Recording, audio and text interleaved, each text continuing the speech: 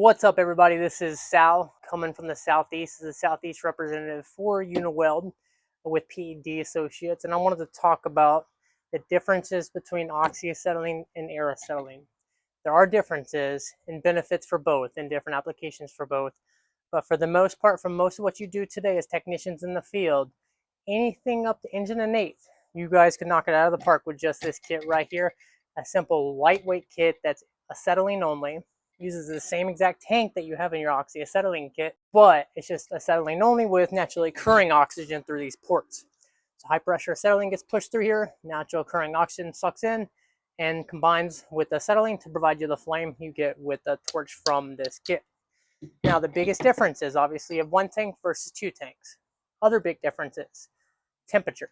Highest temperature output on this is going to be around 56 to 6,000 degrees, 5,600 to 6,000 degrees. Also, with this output temperature, 2,700-ish degrees.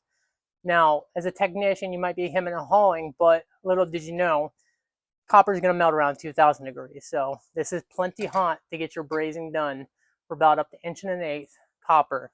And if you got a B tank and you want to do up to 4-inch pipe, you can do that too. So don't tell me you can't do up to an inch and an eighth quickly with this kit over this kit.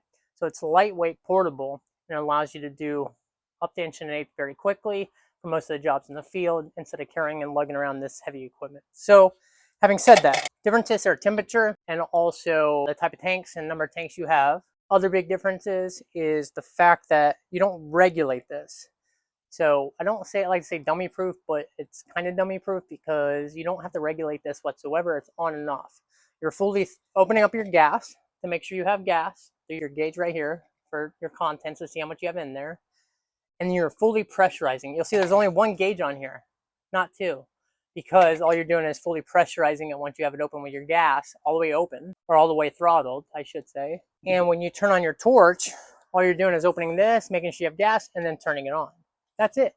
You don't throttle this. You don't regulate here or here. You just turn it on and run with it. Each tip is designed for a specific pipe size or range of pipe sizes, and most of the jobs you're in the field working on are you're gonna get by with about 2 different tip sizes. That's between a 3-tip and an 8-tip, so 3, 5, or 8. Now, talk about how much time that allows you to use that torch for a job you're working on. The number on the tips, how much acetylene you're gonna use per hour. So if I have a 5-tip, everybody knows that a MC tank is 10 cubic feet of acetylene.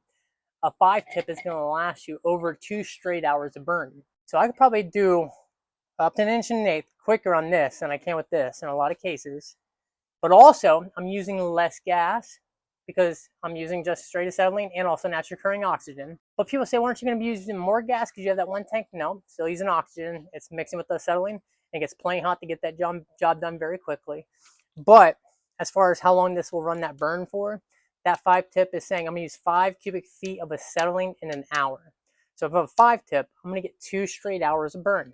So if I left this open and on and flame coming out for 2 straight hours, I'd be able to do that with the 5-tip here.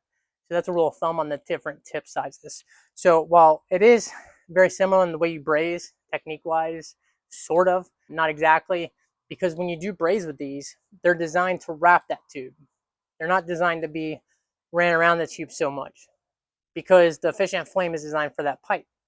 And when it wraps around that tubing size, you then run your silphos around that joint and it gets that entire tubing around that radius or circumference of that tubing very hot enough to run your silphos around once it gets cherry red. So it's designed so that when you are you're doing a braze joint, you take this tip, put it on there, and you get it close so it can efficiently wrap around that joint completely and get the entire circumference of that joint hot. So do it just like that. Whereas with you guys and using the Oxy-Acetylene kit, which we sell plenty of these too, and we want you to use these as well if you're comfortable with this over this, you're probably doing a lot of regulating with your flame to regulate the heat. So again, right up against the joint, let it go around this full circumference and run your silphos around. And this job gets done very quickly. Another big thing is burning through copper. You guys will burn through copper any day of the week on this in a lot of cases because some guys just leave it on too long. This, you can leave it on that copper for 3.5 minutes in most cases and it won't burn through.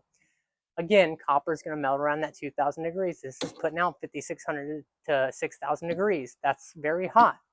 This 2,700 degrees gives you that play to get plenty of hot and do your braze joint and back off when you're done.